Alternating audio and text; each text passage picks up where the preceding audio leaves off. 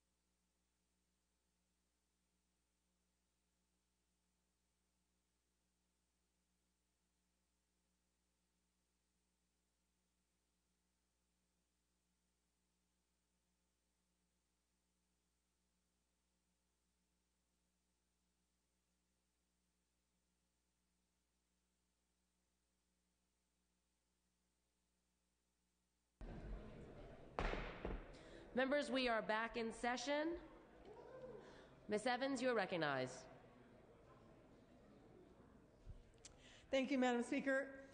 There is a committee report at the desk relative to AB 1260 and 1265. I request unanimous consent that the committee report be deemed read and deemed adopted. Is there any objection to Ms. Evans' requests? Seeing and hearing none, the committee report is deemed read and deemed adopted. Ms. Evans, on your next motion. Madam Speaker, I request unanimous consent to allow the authors to take up Assembly Bills 1260 and 1265 without reference to file for the purpose of concurrence in Senate amendments.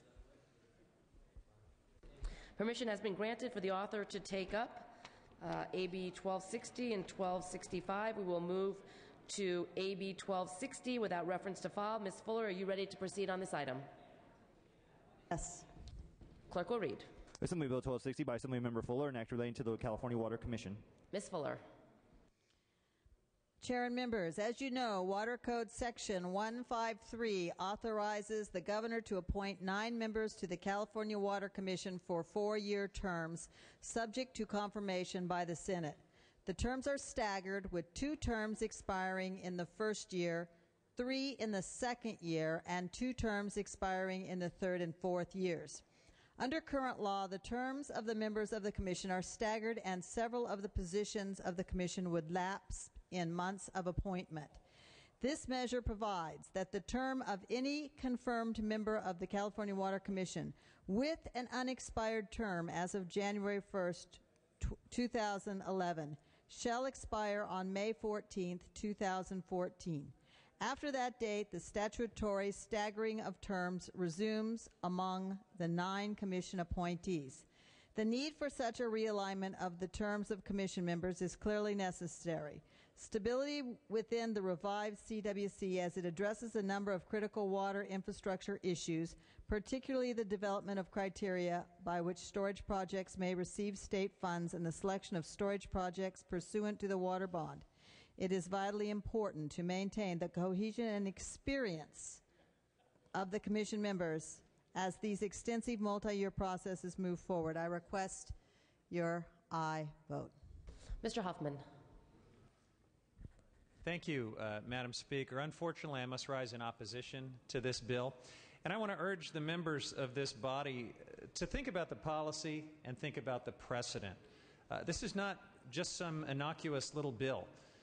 In fact, the California Water Commission, by virtue of the bond that was approved by this body last year, will play a critical role in issuing regulations that define public benefits for about $3 billion in general fund supported bond money that are going to go out to projects in the state of California. And one of the safeguards that those who were critical of the bond were offered was that this process would be there as a check and a balance, and that in fact even the next governor would have a say in appointing some of the people that would serve on this important commission to define what is the public getting in terms of public benefits for public dollars. How can we make sure that we're not subsidizing private profiteers? And unfortunately, this bill would turn a fair amount of that safeguard on its ear, because it would say that this governor gets to appoint 100% of the commissioners who will make that critical call, who will play that critical safeguard role, and it will legislatively prohibit the next governor from having any say whatsoever in that. So think about the policy. Think about the policy. And bear in mind there's no urgency. This doesn't have to happen now. Whether you want if you want the bond extended to 2012, we've got time to work on this. This is a majority vote item with no urgency. But the consequences will last well beyond tonight if we make the mistake of passing this bill. And the second thing that I would urge you to think about is the precedent. You know, here we are in the waning days of this administration. Why we would take the unprecedented step, and it is unprecedented, we've never done this before, to give an outgoing governor more time on the terms of his appointees to a commission. And why just water? Think of all the other commissions and boards in the state of California. If we're feeling generous because we want Governor Schwarzenegger to have a longer impact on California policy, let's just give him extended terms for everything. Believe me, there's every bit as much rationale for doing that as what is being offered in support of this wrong-headed measure. I urge a no vote. Ms. Yamada. Thank you, Madam Speaker and members. I too rise in opposition of AB 1260 for many of the same reasons just articulated so eloquently by the chair of our Assembly Water, Parks and Wildlife Committee. As you know, we just heard this bill moments ago, and for the very same reasons of the dangers of precedent setting, we have never engaged in this kind of extension of an appointment authority to an outgoing governor. We should not be putting handcuffs on whoever the new governor is going to be, whether it is a he or a she. We should respect the process that was in place last year, although some of us did not and arguably support much of that process. These appointments were engaged in knowingly. There is a staggered appointment process and expiration of these seats. And as I asked in committee just moments ago, nothing in this measure obviates the opportunity for a reappointment of these existing commissioners. If they're doing a good job, then why would the new governor not choose to extend? So for these and many other reasons, I respectfully ask that you vote no on AB 1260. Mr. Nielsen. Madam Speaker, ladies and gentlemen of the Assembly, with the creation of a new authority or the changing of responsibilities of an existing authority, there is indeed precedent under previous governors that the initial body, in order to have some continuity, the imprimatur of those who actually fashioned the compromise that wrought that body or changed that body, that could then happen to get implementation on track. This is entirely appropriate, entirely precedented, and would be significantly helpful to advance the cause that so many worked here so hard to achieve with the passage of this entire water package last year. I urge an aye vote. Ms. Fuller, you may close. I'd just like to note that the safeguards are in place. There is Senate confirmation, and the senators will be reviewing these, and they can decide to take them out, not approve them. And there is also the need for an experienced body who understands these complex water regulations and need for alignment. In order to move forward, we need to have those people that have listened day and night to all of these complex discussions to understand this very difficult and critical bill. Thank you. I ask for your aye vote. Clerk will open the roll. All members vote who desire to vote. All members vote who desire to vote.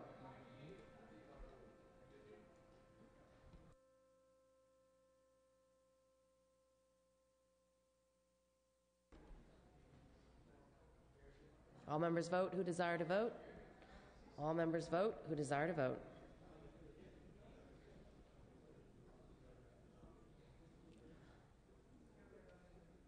Ms. Fuller moves the call.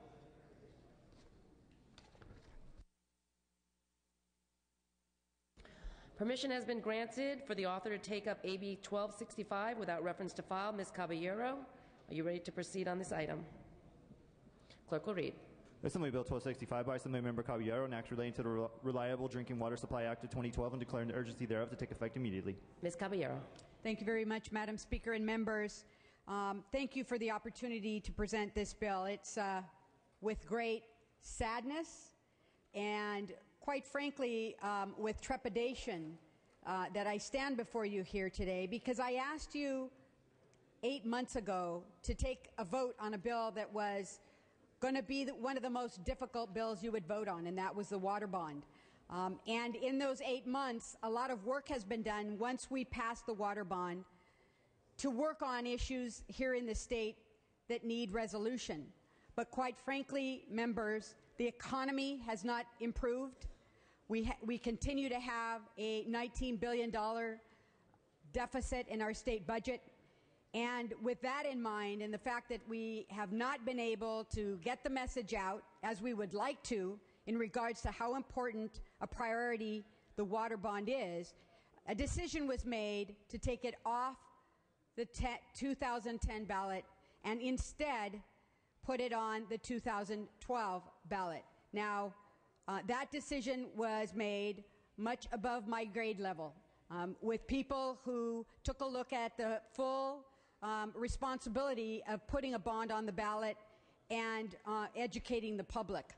But once that decision was made, members, it became very, very clear to me that it was the correct decision, and that if we're going to put the water bond on the ballot, we need it to have its best chance of success. And I do believe the best chance of success is in 2012. So AB 1265 simply says two things, members, two things. One is it changes the date from November of 2010 and makes it November of 2012. And two, it incorporates some changes that have been agreed to between Assemblymember Huffman and Senator Cogdill in regards to JPAs and who can serve in the JPAs. That bill, members, is in the Senate, and it was incorporated into the bond. And it is a good bill, and I know that it is one of the changes that you would have supported. Those are the only two things that this bill does. So, members, I expect that tonight you're going to hear members stand up, and you're going to hear them talk about the reason that they voted no on the bond. And we're going to have a rehash of why people voted no. But if you were a yes, and you truly believe that we need to invest in our water infrastructure, and that we need to make sure that we have as a priority that every hydrological region has an opportunity to fix the problems of lack of water infrastructure in their region, then it is absolutely consistent to support this continuation to the 2012 ballot, because nothing has been changed, no policy has been changed in there otherwise.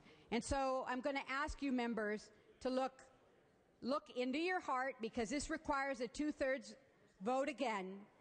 And if you were a vote in support, it makes reasonable and eminent sense that you'd be a vote in support as well. And I respectfully ask for your aye vote.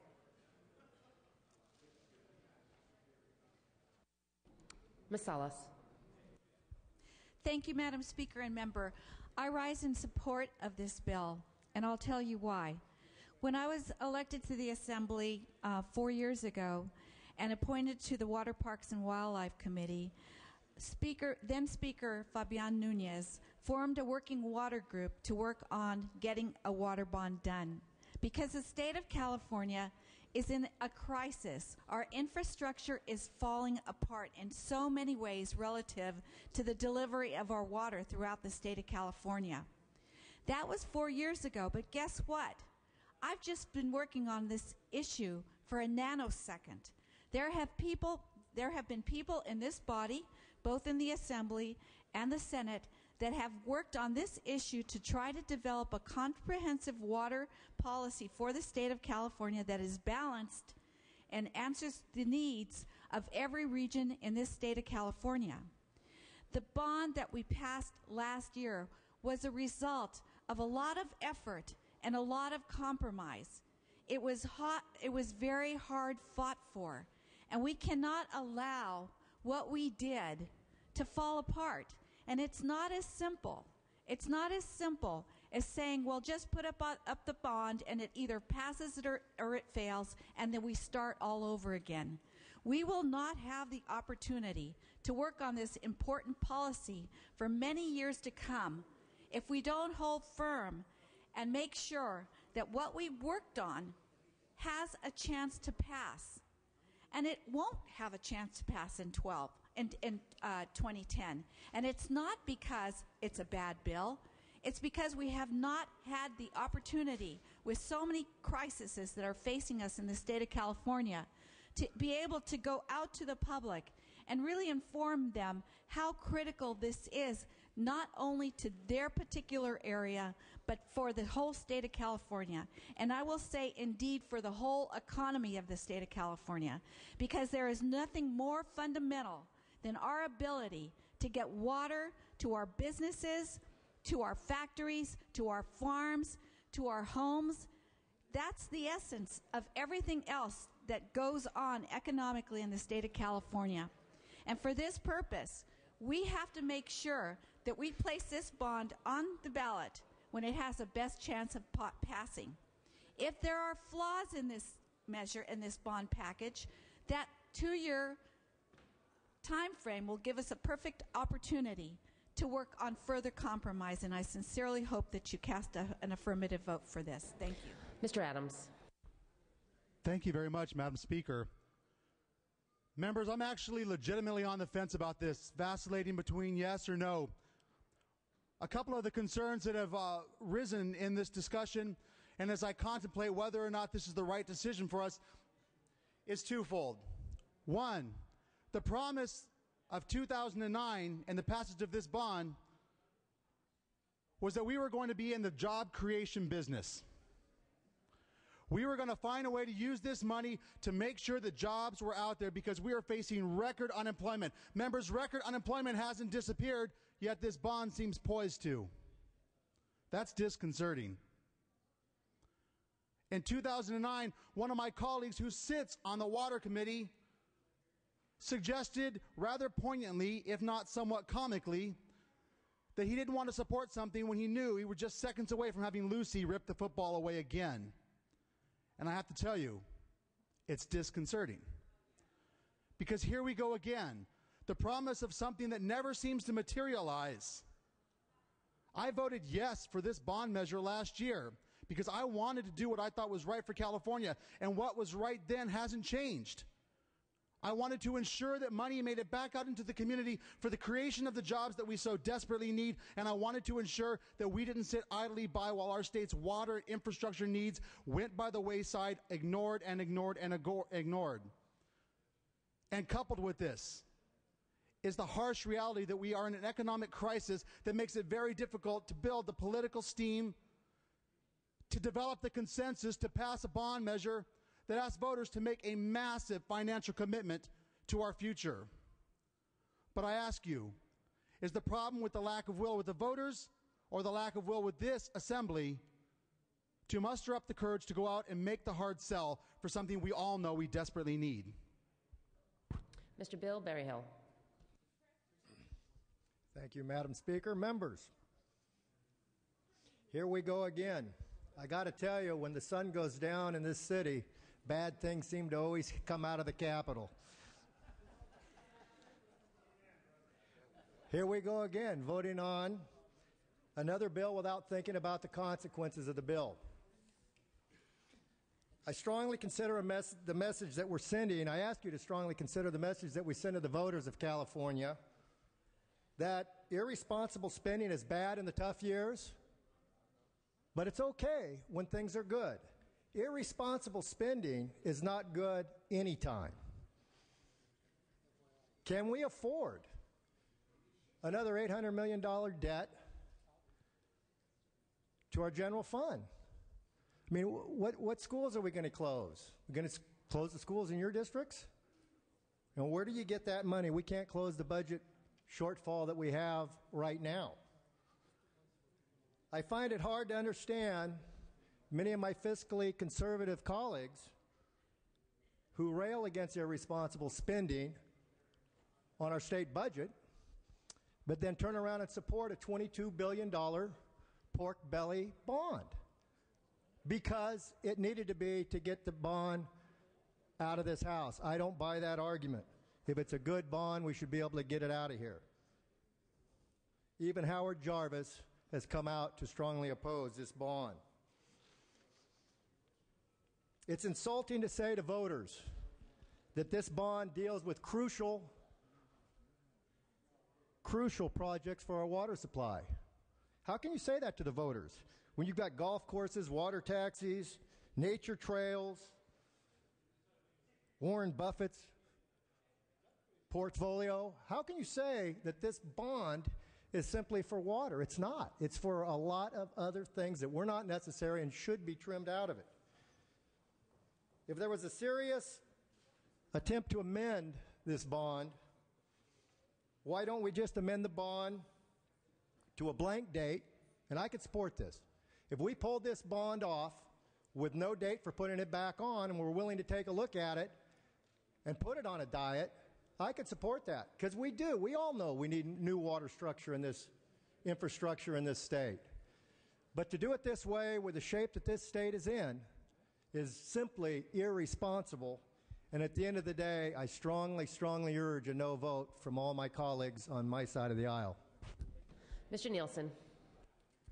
Madam Speaker, ladies and gentlemen of the Assembly, you had an opportunity to come here and serve in this honorable body. And as you serve, you have the opportunity to make a decision, whether you can be statesmanlike or politically driven. No issue is probably more complicated, more enduring, and much more difficult to reach any agreements on than water. And that is throughout history of the world, not of just California. But it surely is in California. The California Water Project that is so loudly praised as visionary and enduring and forever barely got through the legislature and only passed at the ballot by 100,000 votes. A lot of people forget that, thinking we did this wonderful thing, and everyone then who enjoyed the fruits thereof said, oh, yes, I was for that, and many were not. You who put your votes up last year for this hard-wrought compromise, I would entreat you to keep your votes up tonight.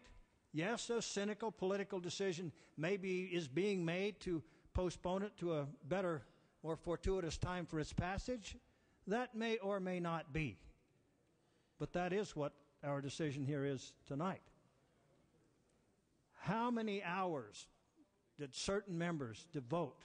How many have they devoted over the years, over the decades in some cases, to trying to do something constructive on water?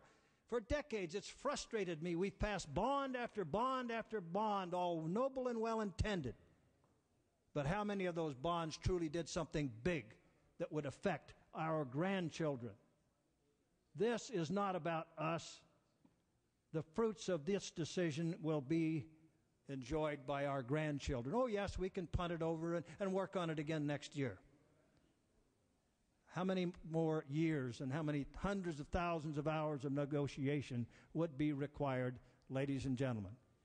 You have a chance tonight to move this along, stuff in it that none of us like, stuff in it that many of us like. Accommodations made to most of us and the interests that we represent. Will we cast that all aside and say, punt, yes, punt, we'll do it next year? I think not. You have a chance to be statesmen and stateswomen or political punters. Mr. Huffman. Thank you, Madam Speaker. This was not an easy issue when we were last together in the early morning hours last November, and it's not an easy issue now. I know that my name has been mentioned in the debate so far because there's some language that I had been working up that has found its way into this version of the bond. I want to be clear, though, in stating that, notwithstanding that, I do oppose this bill tonight. I rise in opposition. And I say that as somebody who was a yes vote, a very difficult and reluctant yes vote, but a yes vote the last time we visited this issue. And I want to say that I was a yes vote to put this before the voters in November of 2010 for some pretty specific reasons. First, because it was part of a very important compromise package where a lot was gained and a lot was given, but on balance, I felt it was a really good package worth supporting. But second, because I thought there were some legitimate needs that needed to be addressed and needed to be addressed with some urgency. Remember, that was a big part of the debate, was that this couldn't wait, that even though it was 5 o'clock in the morning, we had to resolve this because we were in the middle of a crisis. We were potentially looking at a fourth consecutive serious drought year for the state of California. The issues and the people could not wait. Well, suddenly, that whole factor has been taken off the table because we're being told there's no longer any urgency, that in fact we don't need to put this before the voters until 2012. What else is being offered to justify this 2-year extension of the bond? Well, we're being told it's a bad economy. We knew at 5 o'clock in the morning last November it was a bad economy. That didn't suddenly dawn on all of us. It was, in fact, a worse economy when we were talking about this less than a year ago. So that doesn't seem to hold any water. It's being said that, well, our fiscal situation in the state will improve, and that'll somehow cause voters to smile more on the bond than the polls suggest they are right now. We got to think about this, folks, because we all know that we're about to lose major pieces of revenue from the budget deal last year. Billions of dollars are going to disappear from the revenue side of the ledger. We know that our debt to local government from suspending Prop 1A is going to come due very shortly. We know that the economy may not pick up as quick as many of us would like to see. We know our debts to schools under Prop 98 and promises that we've made in the past are going to come due. Unfunded pension liabilities and health care liabilities are growing. So the idea that somehow just pushing this off 2 years is going to put us in a better fiscal situation to justify the borrowing, I think, is just fanciful at best. And so I guess I stand here, members, as somebody who is perfectly willing to live up to the commitment I made last November. I'm willing to put this to the voters this year and honor the spirit and the letter of what was done. But part of why I reluctantly agreed to that is I knew that it would go to the voters, and whether it passed or failed, we would move on. If the voters said yes, we would roll up our sleeves and get to work to try to make it work. If the voters said no, the needs are still there, but we would get to work on a better bond that might have a better chance of success. What seems to me like the worst possible option in this scenario is to simply take the same bond, move it 2 years, and hope for a better outcome. And the reason that is especially troubling for me is because this may not be the last extension. As we wait for this elusive alignment of the stars where everything's right for the voters to pass this, maybe everything won't be right. Maybe we'll need to extend it again, as we did multiple times for the high-speed rail bond. And the problem with that is you now have put something as critical to our state as our water infrastructure and natural resource planning statewide in limbo for potentially a number of years. I'm not willing to do that. I'm willing to honor the commitment to put this to voters, and let's live or not with what they say. Or I'm willing to get to work on a better bond. But I think there are better alternatives than simply punting this for 2 years and hoping. So I respectfully request a no vote. Ms. Yamada. Thank you, Madam Speaker and members. I, too, almost predictably, I'm sure, from amongst my colleagues, rise in opposition of AB 1265. And I'll tell you why. Colleagues, last year's water wars were, for those of you who were with us then, something that we would not really want to repeat. All of the work and effort that went into the crafting of the bonds, I certainly respect all of the efforts that were made. But I would like to point out to you that there is not a single member of this Delta legislators group in the Assembly or the Senate whose names appear on these bills. The water bond does not have a Delta member as an author or a supporter. That should raise some concerns, I would hope, amongst honorable colleagues to ask why not a single member of the Delta delegation could see fit to support any of the water package, and in particular this bond.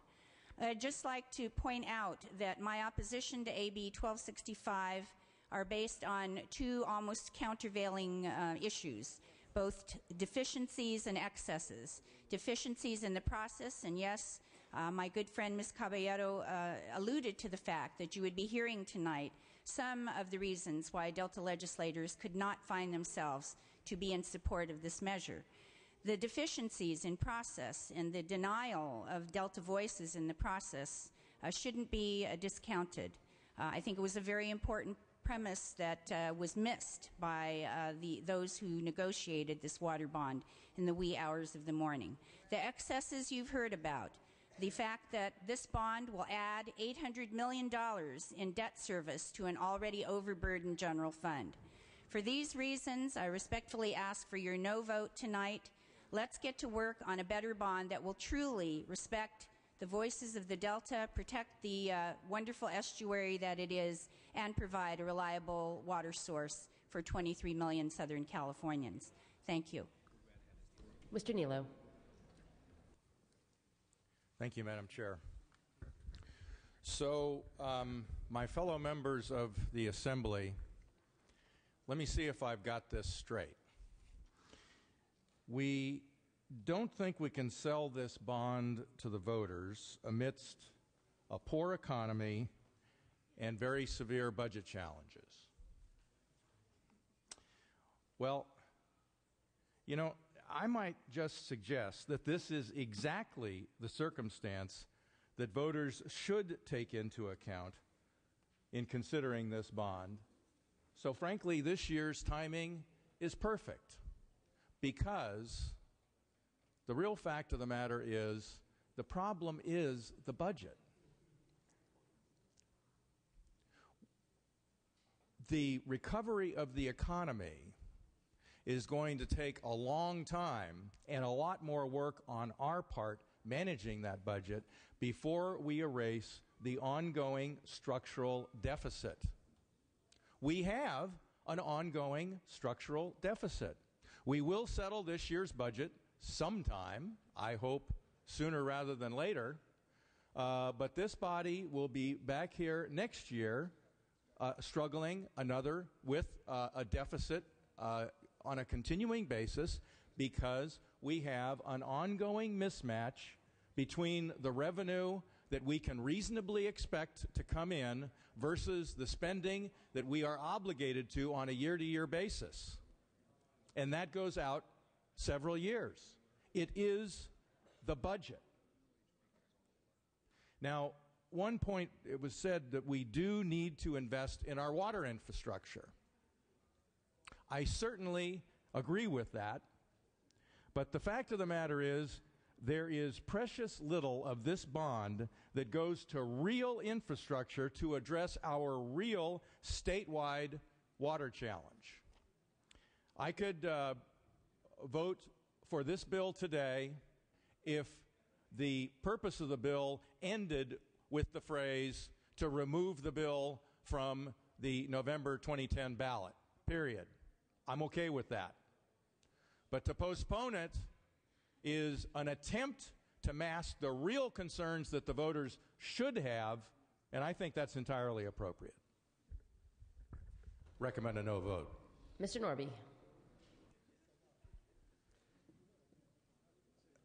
The basis of this, Madam Chair, is that we can't sell it in 10 and we can sell it in 12.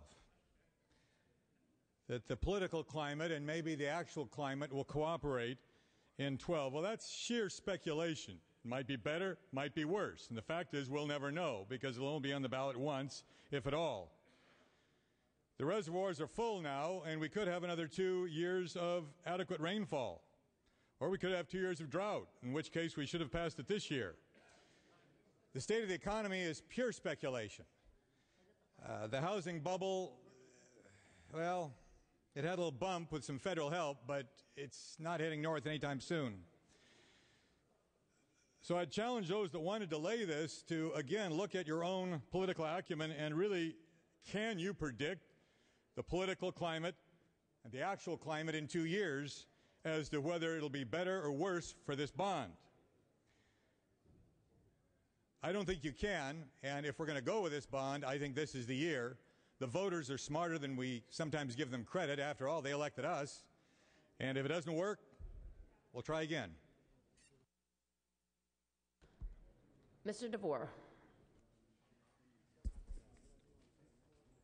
Thank you, Madam Speaker and members. I don't believe we could have afforded the bond when we passed it a few months ago, and I certainly don't believe we can afford it now. If the voters approve this $11.14 billion bond, it will incur for the next 2+ decades an $800 million per year obligation on the general fund. Now, in 6 years of service in this legislature, I have rarely, if ever, voted on bonds because I believe that our state was in a structural deficit and we couldn't afford more debt service.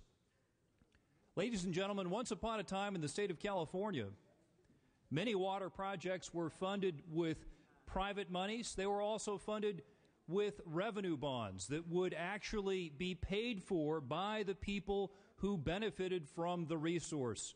Water is not some free resource. Water is valuable, and as a result, if you set out a bond against future water resources, you can actually get investors to pay up for those bonds.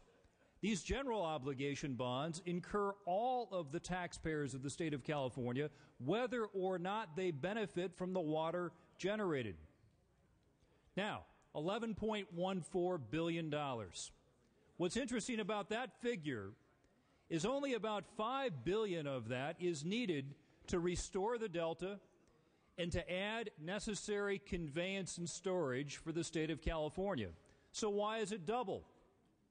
Well, it's double because, among other things, in the last-minute negotiations that resulted in the very late night or early morning vote, we added about $100 million an hour as we were playing Let's Make a Deal with borrowed money. And yes, if this is done right, our grandchildren will benefit. But let us not forget that it will be our grandchildren who will be paying for it. Ladies and gentlemen, California is in very difficult financial condition today. I believe we will worsen that condition if we add to our deficit. And one of the reasons why I want to have this bond, this proposed bond, remain on the ballot in November is precisely because the voters' minds are focused on fiscal matters today.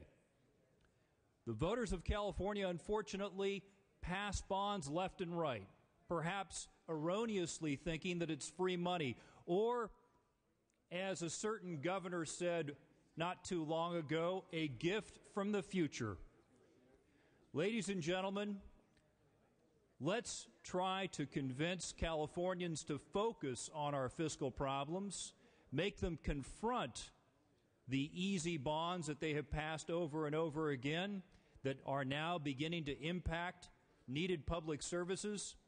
Let's leave this bond on the ballot, have the voters' attention focused and concentrated on it, and perhaps we'll come back and do a better job in the future. I urge a no vote. Ms. Harkey. Thank you, Madam Speaker and members. I appreciate the comments that have been made here and the reasons not to support this. However, I take an entirely opposite view based on having been here through the negotiations and understanding why part of this was a general obligation bond. It was so that Southern California, meaning anything south of Sacramento, would not have to pay for a lot of the issues that are really state issues, and it's a state water resource. We did not see anyone in the Northern California area except for one member support this. So Southern California has a vested interest here, but we as a state have another vested interest. I have spoken time and time again about our structural deficit and how we are de facto bankrupt. None of us thought that high-speed rail would pass in the Obama year of 2008 when we already had crashed in the market and people were broke, but it did.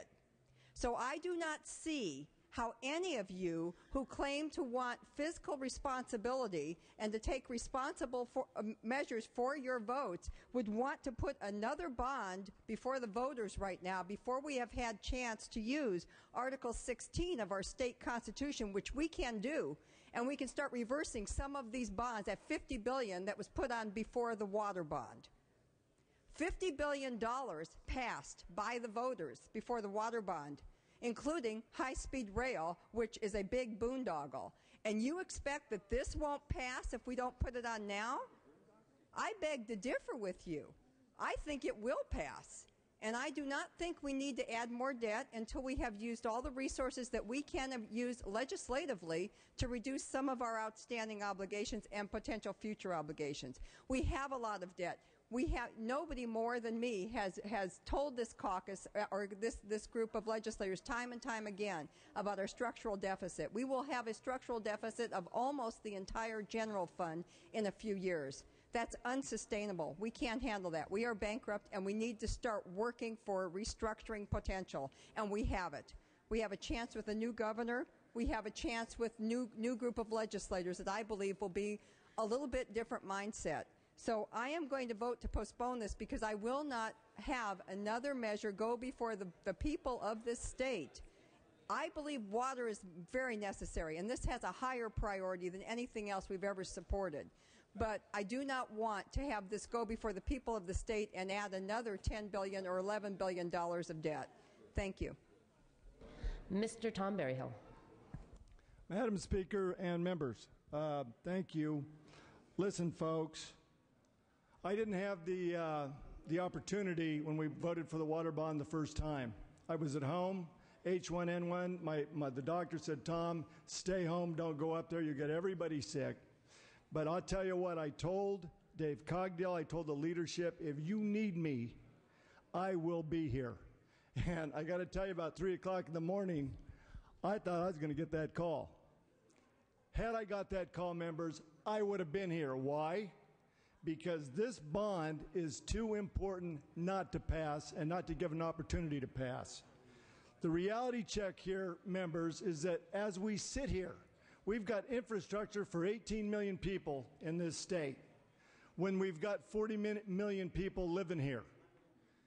It's not sustainable. I've worked, along with many members here, for the past 4 years on water rights. When we first started water rights 4 years ago, it was a non-starter. Continuous appropriation? No way. Well, we slothed through it, banged it out, and finally we came to consensus, and we managed to get that thing out. They mentioned high-speed rail that took a couple different years. The reality is here, folks, it rained. And the economic situation that we look at today just doesn't warrant us going forward this bond at this time. This is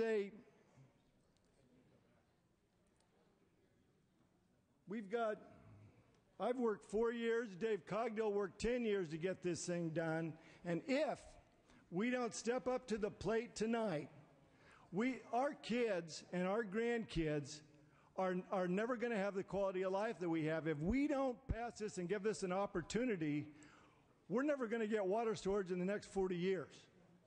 And yeah, we could scrap this. Let's just scrap it and start over. Look how long it's taken us to get where we are here today. It's insanity. This is a bond that we should give a chance to, and we do that by moving this up and moving it down the road 2 more years and seeing what happens. We talk about drought. I heard about drought. Well, let's talk about maybe if it starts raining. Well, folks, we've seen not that many years ago, you get a couple big water years, and all of a sudden we're going to need flood control. So the need to keep some water up in the hills so we can keep the delta sustainable, so we can keep water to all Californians is imperative. And for those reasons, I certainly urge and I vote this is a much-needed bill to move on forward. Thank you. Mr. Jeffries. Members, I had the honor and privilege, I guess, of serving on the Water Conference Committee when the policies and the bond was developed. And at that time, I made a commitment to all of you and to California to work on a solution to fix California's water crisis and water system, our aging infrastructure, in a bipartisan manner. My bipartisan support for that fix did not come with an expiration tag. It did not come with an expiration date. The fact that we've had some rain and we got out of this current or that crisis at that time doesn't mean that it's not coming back in a couple years. Doesn't mean that we've averted the need to fix our aging infrastructure. It's still there. But timing is everything. And if you could look at it from the perspective of you and your spouse have been in a single-bedroom home, a one-bedroom home, and you've added 3 kids, and a year ago you started looking at buying a new home, but now one or both of you is out of work. Do you still look to go buy a new home now that your finances are in really tough shape, or do you postpone that? We're in the same situation. We need to postpone this, not because the idea is wrong. Certainly, I would, as a fiscal conservative, I would argue with you that we could certainly do a much lower bond, a much smaller amount, and I would welcome the opportunity with a new governor to examine that next year. But in order to do that, we need to have something to work with. We need to have a bond that we can start with and have a discussion in a bipartisan fashion, and maybe come back with a better idea before we have the voters vote on something. Maybe not, I don't know. But we do need to keep moving forward. And if we don't move forward and give the voters an opportunity at a future date when potentially California voters can support it, we're going to start all over again from scratch with the same dogfights that we had, and I don't know that we can achieve bipartisan results. So I would argue this evening that we need the opportunity to postpone this. We need the opportunity, I would hope, I would ask, to maybe even come back next year and talk about reducing the numbers by 25%, 30%, whatever we could achieve in a bipartisan fashion, and make it something that we could all support. I urge and I vote. Ms. Buchanan. Thank you, colleagues. When I stood before you 9 months ago to speak in opposition of the water bond, I said that we weren't listening. Even then, the polls were clear. A majority of the voters did not support a water bond. And yet we went ahead and we placed the bond on the ballot. And now we want a do-over.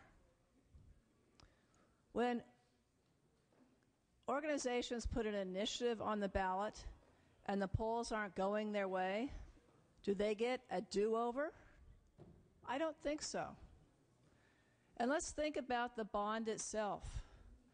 You've got an $11.14 billion bond.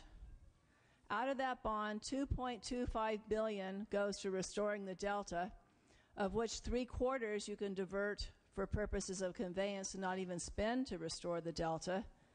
And $3 billion goes to dams to increase storage capacity. So less than half the bond even goes towards the objectives of the water policy, which was to restore the Delta and increase reliability. And in the history of this state, we have never financed major water infrastructure through general obligation bonds. The Oroville Dam, which was the largest dam in the United States at the time it was built, was funded through revenue bonds. The Central Valley Water Project, the State Water Project, both of those were funded through revenue bonds, where the beneficiaries paid the cost of construction.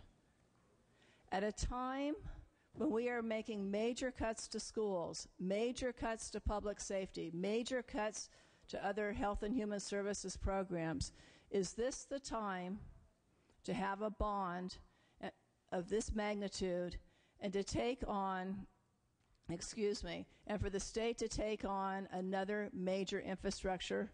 We can't afford it. This bond will result in $800 million a year in debt service for 30 years. Think about how that impacts our schools. In my classroom cabinets throughout my district, my schools are laying off teachers who have anywhere from 5 to 10 years seniority. And if anyone thinks the picture's going to be any different 2 years from now, I've got news for you. It's not. We're not recovering that quickly. This was a bad bond when we put it on the ballot in 2010, and there's nothing about extending it that makes it a good bond. Over half the bond is filled with pork. And I want to tell you, I believe both Republicans and Democrats should be embarrassed at the amount of pork that is in this bond. We put it on the ballot. We need to go ahead and let the voters decide and let the voters vote on it. If you want to take it off completely, but don't extend the date. That's not the way we should be doing business. No one else gets a do-over. We shouldn't have a do-over either. Mr. Anderson. Members, I find it ironic that we're worried now about our debt after passing and putting on high-speed rail. You know, high-speed rail, while it provides jobs in the building, I'm not sure people are going to be using it to commute to their job. However, delivering water will make the difference in the Central Valley. Delivering water to the biotech clusters will make a difference in jobs. Delivering waters to communities and to developers and to other people in sustaining the Delta and all that the Delta offers will make a difference to jobs and in the people there. I think it's also interesting that we can't trust voters to understand that.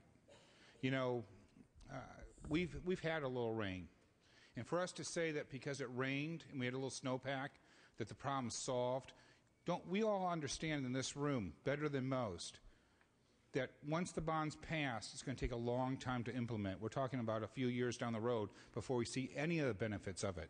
So should we wait again until we're in dire straits to move forward? Or do we have the leadership in this room to move forward with it quickly? See, I believe that this bond, the end goal is jobs. When I heard the arguments just earlier this year, people were talking about how the unemployment in Central Valley is almost at 50%. How in other parts of the state, our unemployment's taking off because there was no water for work. And then all of a sudden, there's a change of heart. Those people can wait. You know, it reminds me of the heart patient who has a heart attack. And the person says that patient needs to be taken care of right away. Let's call 911. But let's make sure that we tell them to take side streets because it's just not that important to get there quickly. If you believe that this water bond is essential to delivering water to people, and that water equates to jobs, how can we put it off for 2 years? I thought it was interesting in committee when I heard someone refer to the water bond and say, excuse me, if you don't mind, I'm picking it up, if you could give me a minute. Go ahead. If you took a look at the high-speed rail, I lost my train of thought now. Oh, here it is. Thank you. Now, listen, in committee, it was interesting. They said the high-speed rail they couldn't pass the first time, that they had to put it off. And they were prepared to vote for it the second time, and the time wasn't right, and they had to put it off. And they had to do this a few times. Are we prepared to put this bond off till we're all termed out? This is nonsense. If we believe that water will give us jobs, that is the economic engine of turning California around. We're not going to change this state by making cuts entirely. We need more revenue, and that revenue has to come from new private sector jobs. And we're not going to get those jobs if we don't provide the infrastructure necessary to make that happen. Look, we need Delta jobs, we need biocom jobs, we need farmers jobs. And we can't get there without water. So I urge a no vote today. You got me all over the place, buddy. Thanks.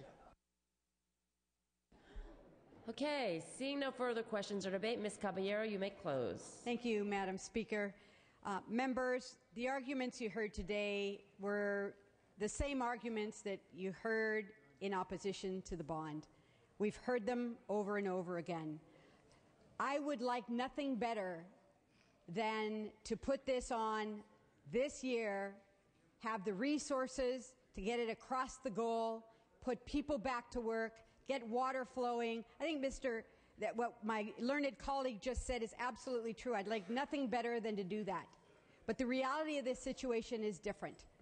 And I want to tell you that having sat at the table negotiating so diligently on the water bond, it wasn't just the water bond that we negotiated. It was all of the policy bills together. And there were compromises that were made in every single one of those policy bills that then got reflected in the water bond. So it's not so easy to say, let it go down in 2010 and we'll start all over again. Members, it's not that easy. This legislature spent 50 years trying to get it right, and we got it right in November. And to rush to put it on when we don't have the resources to get it across the goal line doesn't make sense. And so I ask you, if you believe that it is important for us to start resolving our water infrastructure problems all over the state. If you think it's important for us to put people back to work and to be able to make the commitment to the Delta, then why not do it when we have the most likelihood of success? And that right now, I heard someone say it's very speculative as to whether 2012 is better. I believe that looking forward, things tend to get better in this state. We have more time to really inform the public, and there is absolutely nothing that I see in front of me that says that we would delay it even further, members. Any delay would have to come before this body, and 2/3 of this body would have to believe that it's the right thing to do. And I believe that this body can make the right decision, pick the right election, and make sure that it stays there. I respectfully ask for your aye vote. Clerk will open the roll. All members vote who desire to vote. All members vote who desire to vote.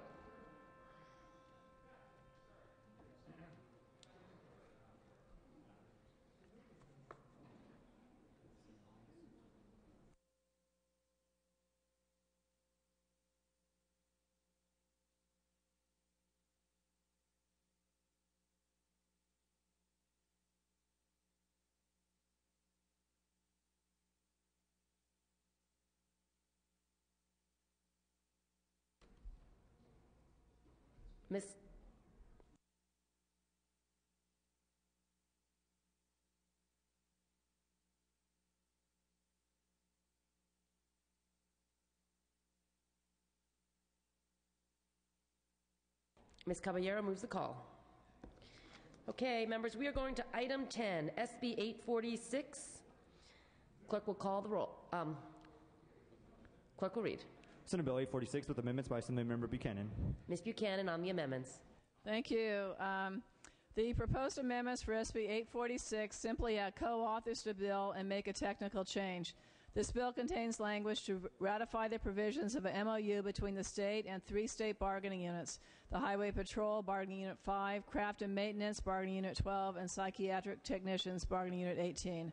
I respectfully request that the amendments be adopted and the bill be sent out to print and placed back on file. Seeing no further questions or debate, and without objection, we'll take a voice vote on these amendments. All those in favor say aye. All those opposed say nay. The ayes have it. The amendments are adopted, out to print, and back on file. Mr. Gaines, do you have an in memoriam? Mr. Gaines, you are recognized.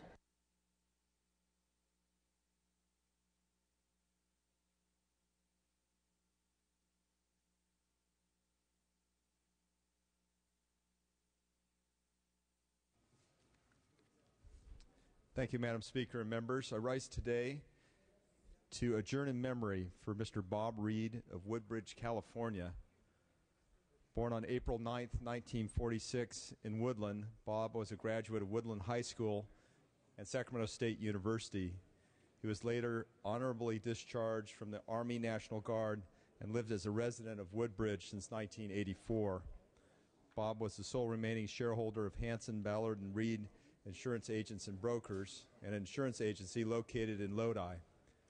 On July 2nd, 2010, Bob died in an auto accident on I-5 in Stanislaus County at the age of 64. He went to join his wife of 39 years, Mardell Reed, who predeceased him in 2007. Bob is survived by his 94-year-old mother, Ethel Reed of Woodland, his daughter Christine Reed Barnaby of Sacramento, his son Peter Reed of Lodi, their spouses Bill Barnaby Jr. and Jessica Reed, and his grandchildren Owen Reed Barnaby and Abby Reed and Colton Reed. Thank you. Thank you, Mr. Gaines.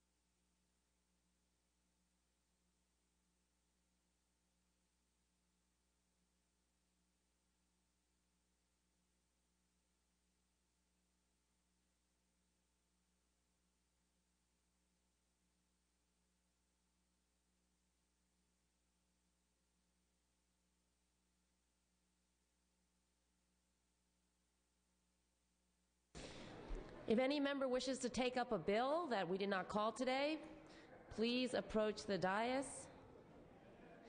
Session schedule is as follows. Tuesday, August 10th, check-in. Wednesday, August 11th, check-in.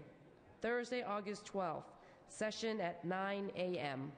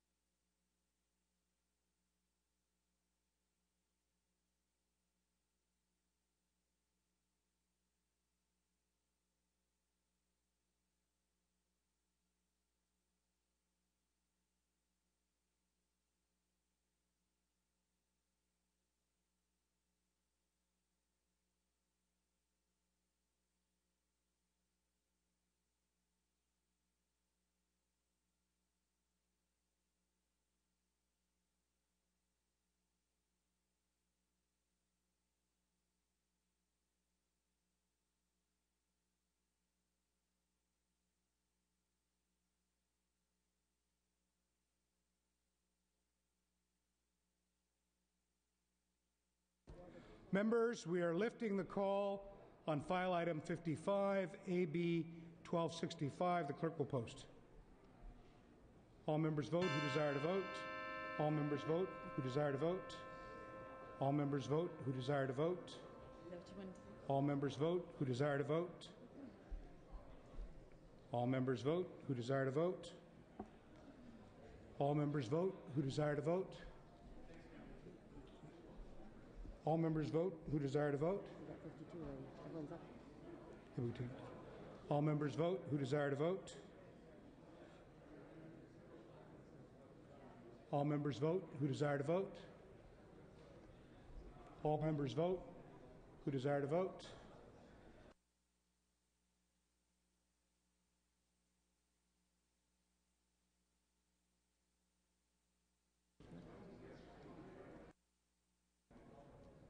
All members vote who desire to vote. All members vote who desire to vote. Ms. Caballero moves the call.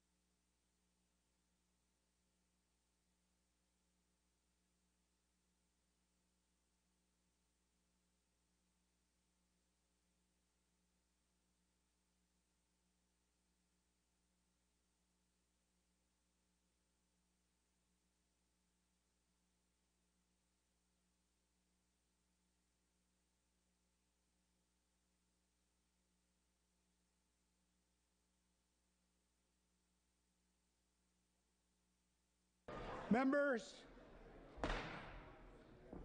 we are lifting the call on file item 55, AB 1265. The clerk will post.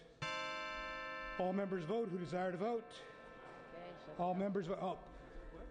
Close the vote. Tally the vote. Ayes 54, noes 22. The measure passes. On the urgency, ayes 54, noes 22 on the measure. Senate amendments were concurred in. Immediate transmittal to the governor. Without objection. Members, we are now lifting the call on AB 1260, file item 54. The clerk will post. All members vote who desire to vote. All members vote who desire to vote. All members vote who desire to vote. Close the roll, tally the vote. Ayes 43, noes 25. Measure passes. Immediate transmittal to the governor.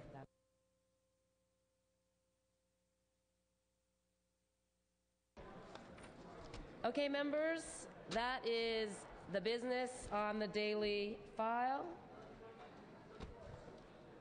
Let's see. Ms. Evans moves. Mr. Garrick seconds. That this House stands adjourned until Thursday, August 12th at 9 a.m. Quorum call is lifted. Well done, Ms. Morales.